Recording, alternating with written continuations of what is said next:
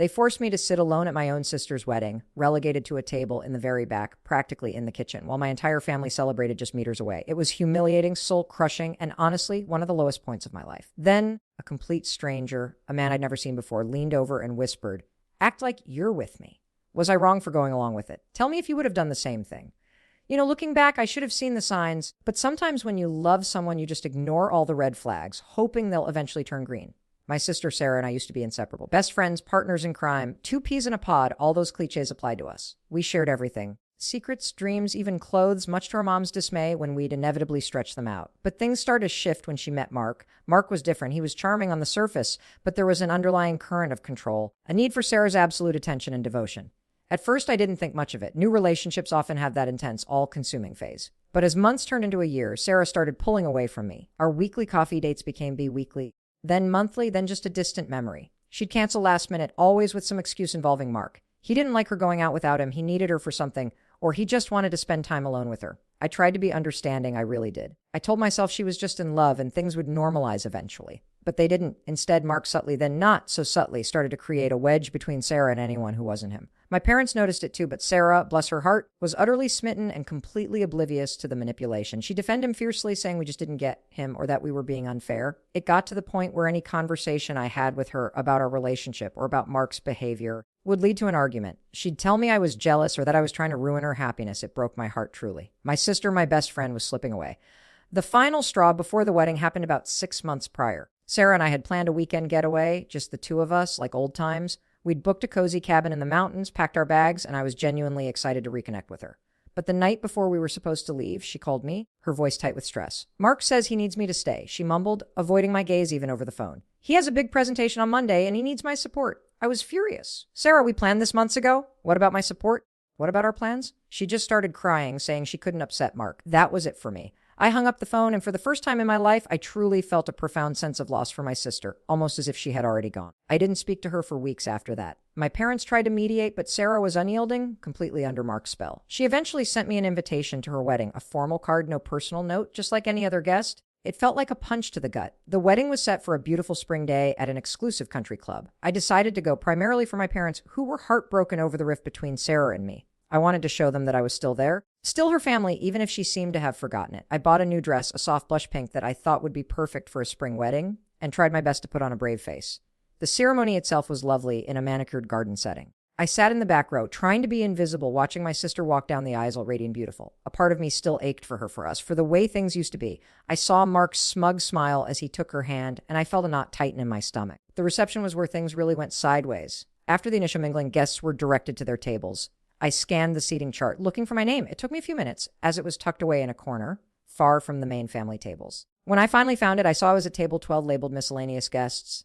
My parents were at table 1, right next to the head table. My aunts, uncles, and cousins were spread across tables 2, 3, and 4. I was the only immediate family member, at a table with people I didn't recognize, most of whom looked like distant colleagues of Mark's. I walked over, trying to keep my composure, my heart sinking with every step.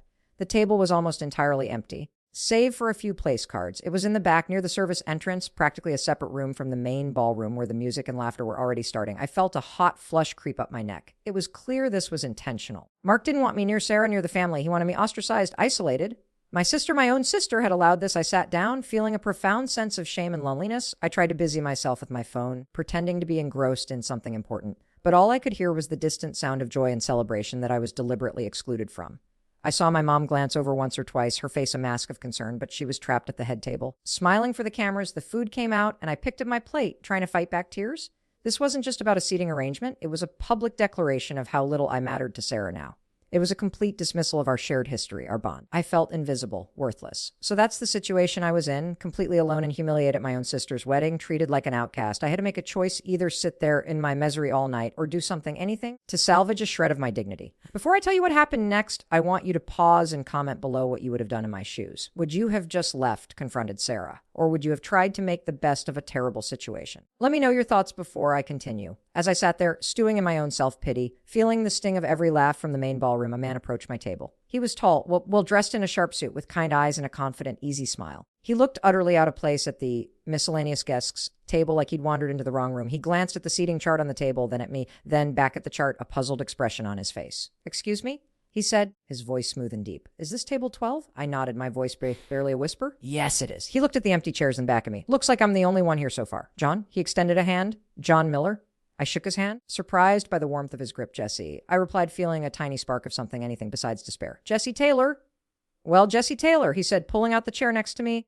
Seems we're the lucky ones relegated to the Siberia of the wedding reception. He chuckled, a genuine, hearty sound that made me involuntarily smile for the first time all night. He made a joke about being the groom's long-lost eccentric uncle who only gets invited for the open bar. We started talking, just small talk at first, about how we knew the couple. He was an old college friend of Mark's, someone he hadn't seen in years, and admitted he was surprised to even be invited.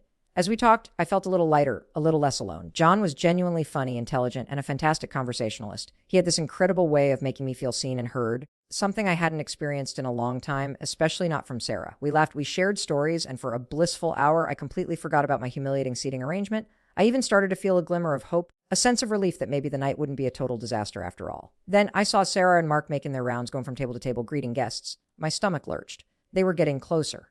I could feel my anxiety rising again, dreading the inevitable moment when they'd reach my table and confirm my solitary status. I braced myself for the awkward, pitying glances, the forced smiles. Just as they were 2 tables away, approaching the boundary of the main reception, John leaned in close, his voice dropping to a conspiratorial whisper. Look, he said, his eyes twinkling. Your sister and her husband are coming over.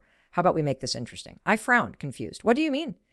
He smiled, a mischievous glint in his eyes. Let's give them something to talk about. Act like you're with me, like we're together. My heart pounded. It was a crazy idea, impulsive, reckless even. But the thought of avoiding the shame of turning the tables on Mark and Sarah was incredibly tempting. I looked at John, really looked at him. He was handsome, charming, and he had been nothing but kind to me all night. A part of me, the part that had been hurt and rejected, wanted to lash out to show them they couldn't just discard me. Are you serious? I whispered back, a thrill running through me. He nodded, his smile widening. Never been more serious. Let's make them wonder. As Sarah and Mark turned towards our table, John smoothly draped his arm around the back of my chair, leaning in even closer. He started complimenting my dress loudly enough for them to hear, saying how stunning I looked. He even gave my hand a gentle squeeze under the table, a completely innocent gesture, but one that made my cheeks flush. Sarah's eyes widened as she approached, her smile faltering for a split second when she saw John and me.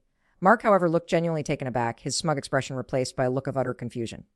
Jessie, Sarah exclaimed, trying to regain her composure. You know John. I looked at John, who just beamed at her. Of course, darling, he said, putting on a ridiculously charming accent I hadn't heard before. Jessie and I have been having the most delightful time. We were just saying how much we love the ambience of this secluded little corner. He winked at me, and I had to bite my lip to keep from laughing. Sarah was practically speechless. Oh, was all she could manage.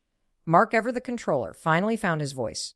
John, I didn't realize you knew Jessie. John just shrugged, a picture of nonchalance. Small world, isn't it, Mark? Jessie here has been keeping me thoroughly entertained. She's absolutely captivating. He squeezed my hand again, and I leaned into his touch, playing along. The look on Mark's face was priceless. He clearly hadn't anticipated this. He had expected me to be alone, miserable, a visible symbol of my sister's new allegiance to him. Instead, he saw me laughing, engaging, and seemingly with a handsome, confident man who was clearly enjoying my company. The conversation quickly became awkward for them. Sarah kept trying to interject to ask about ooze, but John expertly deflected, turning every question back to how wonderful the wedding was, how beautiful Sarah looked, how much he admired Mark's taste. It was masterful. They quickly made their excuses, mumbling something about needing to greet other guests and beat a hasty retreat. As soon as they were out of earshot, John and I burst into laughter. That was amazing, I exclaimed, a huge weight lifting from my shoulders. You're incredible. He just winked. Just doing my part to ensure everyone has a memorable night. And honestly, you were a natural. For the rest of the night, we continued our charade. We danced, we talked. We even took a few photos together. John never once made me feel uncomfortable. He was always respectful, always a gentleman, but he maintained the illusion perfectly. Every time Sarah or Mark glanced over, we were either holding hands or he had his arm around me, or we were whispering and laughing. The looks on their faces were a mixture of confusion, annoyance, and maybe, just maybe, a hint of regret. My parents, who had been watching the whole interaction from their table, eventually came over. My mom gave me a huge hug, her eyes filled with unshed tears. Jessie, she whispered, who is this lovely man? I introduced John, and he charmed them instantly, telling them how wonderful I was, how much fun we were having. My dad, who had been fuming about my seating, actually gave John a firm handshake and a knowing nod. It felt like a silent acknowledgement that he understood what John was doing and appreciated it. By the end of the night, as the wedding wound down, John walked me to my car. Thank you, I said genuinely, for everything. You really saved my night. He smiled.